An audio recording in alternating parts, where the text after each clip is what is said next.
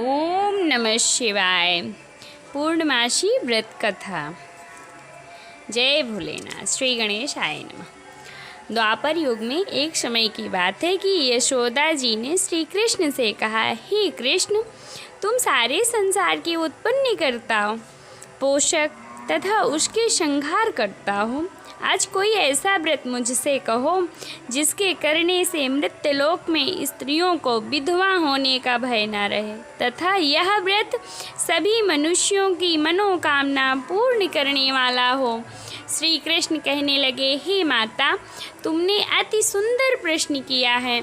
मैं तुमसे ऐसे ही व्रत को सविस्तार पूर्वक कहता हूँ। सौभाग्य की प्राप्ति के लिए स्त्रियों को द्वादशांत अर्थात 32 पूर्णिमाओं का व्रत करना चाहिए। इस व्रत के करने से स्त्रियों को सौभाग्य संपत्ति मिलती है। यह व्रत अचल सौभाग्य देने वाला एवं भगवान शंकर के प्रति मनुष्य मात्र की भक्ति को बढ़ाने वाला है। यशोदा जी कहने लगी, हे कृष्ण, सर्वप्रथम इस व्रत को मृत्युलोक में किसने किया था, इसके विषय में विस्तार पूर्वक मुझसे कहो। श्री कृष्ण जी कहने लगे कि इस भूमंडल में एक अत्यंत प्रसिद्ध राजा चंद्रहास से पालित अनेक प्रकार के रत्नों से परिपूर्ण कार्तिका नाम की एक नगरी थी। वहाँ पर धनेश्वर नाम का एक ब्राह्मण था और उसकी स्त्री अति सुशीला रूपवती नाम की थी। दोनों ही उस नगरी में बड़े प्रेम के साथ रहते थे। घर में धन धान आदि की कमी नहीं थी।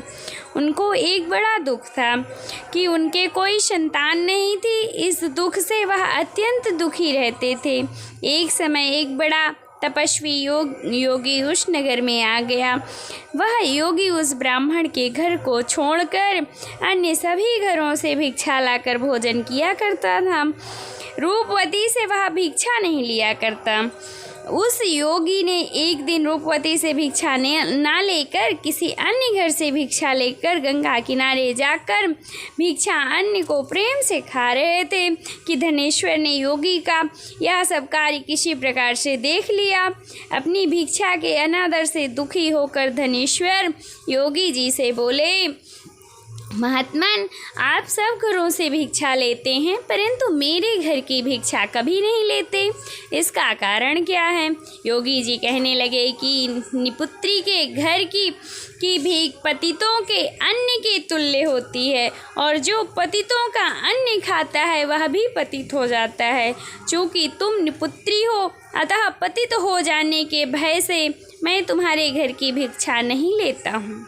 धनेश्वर यह बात सुनकर अपने मन में बहुत ही दुखी हुए और हाथ जोड़कर योगी जी के पैरों पर गिर पड़े तथा अंतर्भाव से कहने लगे, हे योगी महाराज जी, यदि ऐसा है तो आप मुझको पुत्र प्राप्ति का उपाय बतलाएं।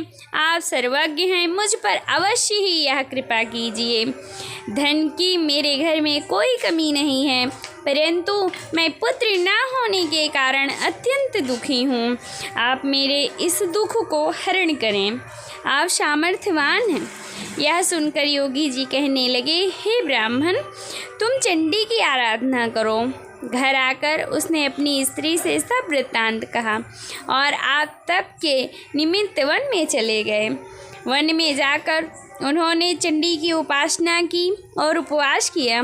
चंडी ने 16वें दिन उनको स्वप्न में दर्शन दिया और कहा, हे धनेश्वर, जा तेरी पुत्र होगा परंतु वह 16 वर्ष की आयु में ही मृत्यु को प्राप्त हो जाएगा। यदि तुम दोनों स्त्री पुरुष 32 पूर्णिमासियों का व्रत विधि पूर्वक करोगे तो वह दीर्घायु हो जाएगा। जितनी तुम्हारी सामर्थ्य हो आटे के दिए बनाकर शिव जी का पूजन करना, परंतु पूर्णमासी को 32 हो जाने चाहिए। प्रातःकाल होने पर इस स्थान के समीप ही तुम्हें एक आम का वृक्ष दिखाई देगा। उस पर तुम चढ़कर एक फल तोड़कर अपनी स्त्री को ले कर दे देना और स्त्री से सारा वृत्तांत कहना कि ऋतु स्नान के पश्चात वह स्वच्छ होकर श्री शंकर जी का ध्यान करके उस फल को खा लेगी। तब शंकर भगवान की कृपा से उसको गर्व हो जाएगा। जब वह ब्राह्मण प्रातःकाल उठा तो उसने उस स्थान के पास ही एक आम का वृक्ष देखा जिस पर एक अत्यंत सुंदर आम का फल लगा हुआ था। उस ब्राह्मण ने उस आम के वृक्ष पर चढ़कर उस फल को तोड़ने का प्रयत्न किया, परंतु वृक्ष पर कई बार प्रयत्न करने पर भी वह न चढ़ पाया। तब तो उस ब्राह्मण को बहुत चिंता हुई और वह विघ्न विनाशक श्री गणेश जी की वंदना करने लगे। हे दयानिधे, हे दया सिंधु, अपने भक्तों के विघ्नों का नाश करके उनके मंगल कार्य को करने वाले, दुष्टों का नाश करने वाले, रिद्धि सिद्धि के देने वाले, आप मुझको कृपा करके इतना बल देवें कि मैं अपने मनोरथ को पूर्ण कर सकूं। इस प्रकार गणेश जी की प्रार्थना करने पर उनकी कृपा से धनेश्वर वृक्ष पर चढ़ गए और उसने एक अति सुंदर आम का फल देखा। उन्होंने सोचा कि जो वरदान में फल मिला था यह वही है और कोई फल तो दिखाई नहीं देता। उस धनेश्वर ब्राह्मण ने जल्दी से उस फल को तोड़कर अपनी स्त्री को लाकर दिया और उसकी स्त्री ने अपने पति के कथानुसार उस फल को खा लिया और वह गर्भवती हो गई। देवी की असीम कृपा से उसके एक अत्यंत सुंदर पुत्र उत्पन्न हुआ जिसका नाम उन्होंने देवी दास रखा। माता पिता के हर्ष और शोक के साथ वह बालक शुक्ल पक्ष के चंद्रमा की भांति अपने पिता के घर में बढ़ने लगा। भवानी की कृपा से बहुत ही सुंदर, सुशील और विद्या पढ़ने में बहुत ही निपुण हो गया।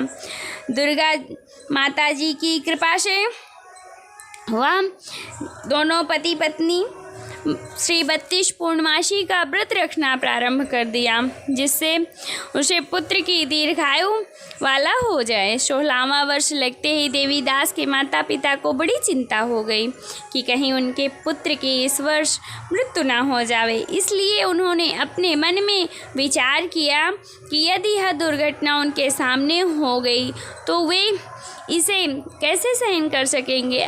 उन्होंने देवी दास के मामा को बुलाया और कहा कि हमारी इच्छा है कि देवी दास 1 वर्ष तक काशी में जाकर विद्या अध्ययन करे और उसको अकेला भी नहीं छोड़ना चाहिए हैं, इसलिए साथ में तुम चले जाओ और 1 वर्ष के पश्चात इसको वापस लौटा लाना। सब प्रबंध करके उसके माता पिता ने काशी जाने के लिए देवीदास को घोड़े पर बैठाकर मामा के साथ कर दिया, किंतु यह बात उसके मामा या किसी और से नहीं कहा था।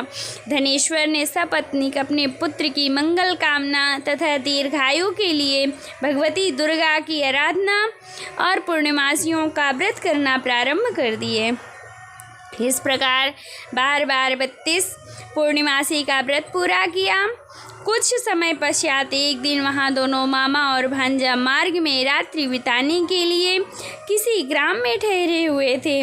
उस दिन उस गांव में एक ब्राह्मण की अत्यंत सुंदरी, विदुषी और गुणवती कन्या का विवाह होने वाला था। जिस धर्मशाला के अंदर वर और उसकी बारात ठहरी हुई थी, उसी धर्मशाला में देवीदास और उसके मामा जी भी ठहरे हुए थे। संयोगवश जब कन्या को तेल आदि चढ़ा कर मंडप आदि का कृत्य किया जाने लगा, लग्न के समय वर को धनुवार तो हो गया और अस्तु वर के पिता ने अपने कुटुंबियों से परामर्श करके निश्चय किया कि यह देवीदास मेरे पुत्र जैसा ही सुंदर है, मैं इसके साथ ही लग्न का कार्य करा दूं और बाद में विवाह का अन्य कार्य मेरे लड़के के साथ हो जाएगा। ऐसा सोचकर देवीदास के मामा से जाकर बोले कि तुम देर के लिए अपने भांजे को हमें दे दो, जिससे विवाह के लग्न का समय सुकृत सुचारू रूप से हो सके। तब उसका मामा कहने लगा कि जो कुछ भी मधुपर्क आदि कन्यादान के समय वर को मिले वह सब हमें दे दिया जाए, तो मेरा भांजा इस बारात का दूल्हा बन जाएगा। यह बात वर के पिता ने स्वीकार कर ली और उसने अपना भांजा वर बनने के लिए भेज दिए। और उसके बाद सब विवाह कार्य रात्रि में विधिपूर्वक संपन्न हो गया। पत्नी के साथ वह भोजन न कर सका और अपने मन में सोचने लगा, ना जाने यह किसकी स्त्री होगी। वह एकांत में इसी सोच में गर्म निश्वास छोड़ने लगा तथा उसकी आंखों में आंसू भी आ गए। तब वधू ने पूछा कि क्या बात है, आप इतने उदासीन व दुखी क्यों हो रहे हो। तब उसने सब बातें जो वर के पिता और उसके मामा में हुई थी उसको बतला दी। तब कन्या कहने लगी, यह ब्रह्म विवाह के विपरीत कैसे हो सकता है।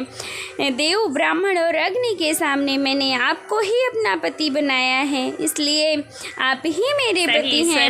मैं आपकी ही पत्नी रहूंगी, किसी अन्य की कदापि नहीं। तब देवीदास ने कहा, ऐसा मत करिए, क्योंकि मेरी आयु बहुत थोड़ी है। मेरे पश्चात आपकी क्या गति होगी। इन बातों को अच्छी तरह विचार कर लो। परंतु वह दृढ़ विचार वाली हिति बोली, जो आपकी गति होगी वही मेरी गति होगी।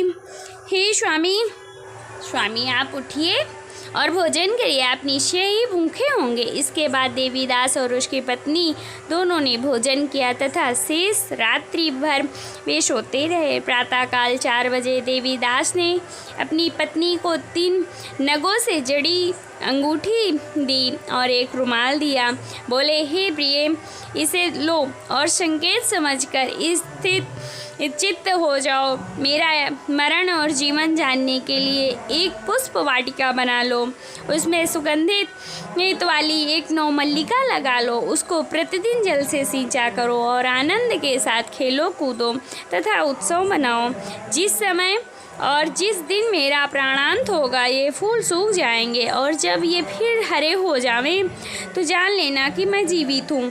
यह बात निश्चय करके समझ लेना, इसमें कोई संदेह नहीं है। यह समझाकर वह चला गया। प्रातःकाल होते ही वहाँ पर बाजे गाजे बजने लगे और जिस समय विवाह के कार्य समाप्त करने के लिए वर तथा सब बाराती मंडप में आए तो कन्या ने वर को भली प्रकार से देखकर अपने पिता से कहा कि यह मेरा पति नहीं है, मेरा पति वही है जिसके साथ रात्रि में मेरा पाणी ग्रहण हुआ था, इसके साथ मेरा विवाह नहीं हुआ। यदि यही है तो बतावे, मैंने इसको क्या दिया। मधुपर्क और कन्यादान के समय जो मैंने भूषणादि दिए थे उन्हें दिखावे तथा रात्रि में मैंने क्या गुप्त बातें कही थी वह सब सुनावे। पिता ने उसके कथा अनुसार वर को बुलाया। कन्या की यह सब बातें सुनकर वह कहने लगा, मैं कुछ नहीं जानता। इसके पश्चात लज्जित होकर वह अपना सा मुँह लेकर चला गया और सारी बारात भी अपमानित होकर वहाँ से लौट गई। भगवान श्री कृष्ण बोले, हे माते, इस प्रकार देवीदास काशी विद्या अध्ययन के लिए चला गया। जब कुछ समय व्यतीत हो गया तो काल से प्रेरित होकर एक सर्प रात्रि के समय उसको डसने के लिए वहां पर आया। उस विषधर के प्रभाव से उसके शयन का स्थान चारों ओर से विष की ज्वाला से विषैला हो गया, परंतु वृत्रराज के प्रभाव से उसको काटने न पाया, क्योंकि पहले ही उसकी माता ने 32 पूर्णिमासी का व्रत कर रखा था। इसके बाद मध्याह्न के समय स्वयं काल वहाँ पर आया और उसके शरीर से प्राणों को निकालने का प्रयत्न करने लगा, जिससे वह मूर्छित होकर पृथ्वी पर गिर पड़ा। भगवान की कृपा से उसी समय पार्वती जी के साथ श्री शंकर जी वहाँ पर आ गए और उसको मूर्छित दशा में देखकर पार्वती जी ने भगवान शिव जी से प्रार्थना किया कि हे महाराज, इस बालक की माता ने पहले 32 पूर्णमासी का व्रत किया था, जिसके प्रभाव से हे भगवान आप इसको प्राणदान देवें। भवानी के कहने पर भक्त वत्सल भगवान श्री शिव जी ने उसको प्राणदान दे दिया। इस व्रत के प्रभाव से ही काल को भी छोड़ देना पड़ा और वह स्वस्थ होकर बैठ गया। उधर उसकी स्त्री उसके काल की प्रतीक्षा किया करती थी। जब उसने देखा कि उस पुष्प वाटिका में पत्र पुष्प कुछ भी नहीं है रहे तो उसको अत्यंत आश्चर्य हुआ, और जब वह वैसे ही हरी भरी हो गई तो वह जान गई कि वह जीवित हैं। यह देखकर बहुत प्रसन्न हुई और मन में अपने पिता से कहने लगी कि पिताजी, आप मेरे पति जीवित हैं और आप उनको ढूंढिए। जब 16वां वर्ष व्यतीत हो गया तो देवीदास भी अपने मामा के साथ काशी से चल दिए। इधर उसके ससुर उसको ढूंढने के लिए अपने घर से जाने ही वाले थे कि वह दोनों मामा भांजे वहाँ पर आ गए। उसको आया देखकर उसका ससुर बड़ी प्रसन्नता के साथ अपने घर में ले आए और उस नगर के निवासी भी वहाँ इकट्ठे हो गए और सबने निश्चय किया कि अवश्य ही इसी बालक के साथ ही इस कन्या का विवाह हुआ था। उस बालक को जब कन्या ने देखा तो पहचान लिया और कहा कि यह तो वही है जो संकेत करके गए थे। तदुपरांत सभी कहने लगे कि भला हुआ जो आ गया, और सब नगरवासियों ने आनंद मनाया। कुछ दिन बाद देवीदास अपनी पत्नी और मामा के साथ अपने ससुर के घर से बहुत सा दहेज लेकर और अपने घर के लिए प्रस्थान किए। जब वह अपने गांव के निकट गए तो एक लोगों ने उसको देखकर उसके माता पिता को पहले ही जाकर खबर कर दी कि तुम्हारे पुत्र देवीदास अपनी पत्नी और मामा के सहित आ रहे हैं। ऐसा समाचार सुनकर पहले तो उन्हें विश्वास ही नहीं हुआ, किंतु जब और लोगों ने भी जाकर उनकी बात का समर्थन किया तो उनको बड़ा आश्चर्य हुआ। लेकिन थोड़ी देर में ही देवीदास ने आकर अपने माता पिता के चरणों में अपना सिर रख कर प्रणाम किया और उसकी पत्नी ने अपने सास ससुर के चरणों का स्पर्श किया तो माता पिता ने अपने पुत्र और पुत्रवधू को अपने हृदय से लगा लिया और दोनों की आँखों में प्रेम आंसू बह चले। अपने पुत्र और पुत्रवधू को आने की खुशी में धनेश्वर ने बड़ा भारी उत्सव किया और ब्राह्मणों को बहुत सी दान दक्षिणा देकर प्रसन्न किया। श्री कृष्ण जी कहने लगे कि इस प्रकार धनेश्वर 32 पूर्णिमाशाओं का व्रत करने के प्रभाव से पुत्रवान हो गए और जो भी स्त्रियां इस व्रत को करती हैं वे जन्म जन्मांतर में वैद्य का दुख नहीं भोगती और सदैव सौभाग्यवती रहती हैं। यह मेरा वचन है, इसमें कोई संदेह नहीं जानना।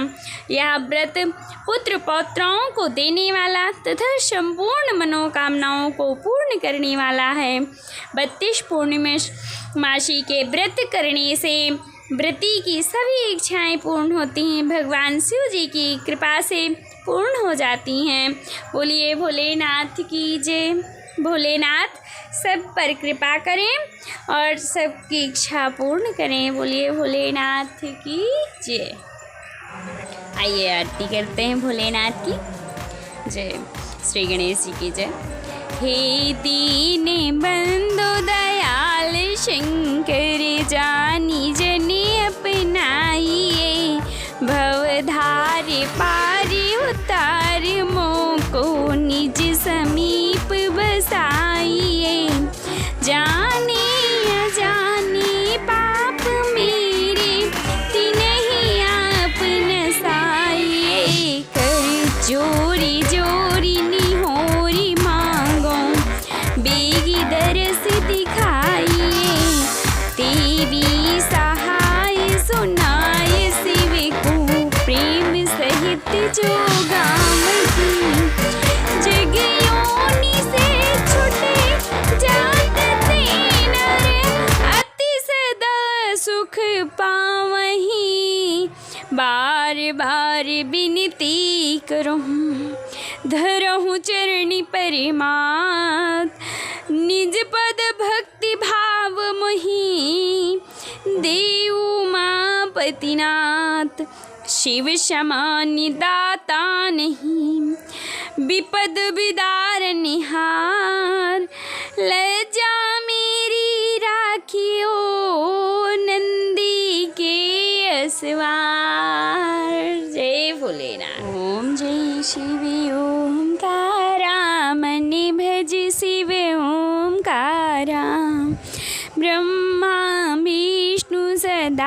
शिवे अर्धांगी धारा, बोले जय शिव ओंकारा। एकानन चतुरानन पंचानन राजे, बोले पंचानन राजे। हंसासनि गरुडासने, वृषवाहनि साजे। ओम जय शिव ओंकारा। दो भुज चार चतुर्भुज, दस भुज ते सोहे, बोले दस भुज ते सोहे। तीनों रूप निरखता, त्रिभुवनि जनि मोहे। ओम जय शिव ओंकारा। अच्छी माला बनी माला, मुंडी माला धारी, भोले मुंडी माला धारी। चंदन मृग मद सोहे, भोले शुभकारी। ओम जय शिव ओंकारा। श्वेतांबर पीतांबर, बाघांबर अंगे, भोले बाघांबर अंगे। सनकादिक ब्रह्मादिक, भूतादिक संगे। ओम जय शिव ओंकारा। करिके माधिका मंडल, चक्र त्रिशूल धरिता, भोले चक्र त्रिशूल धरिता। जग करिता जग भरिता, जग संहार करिता। ओम जय शिव ओंकारा।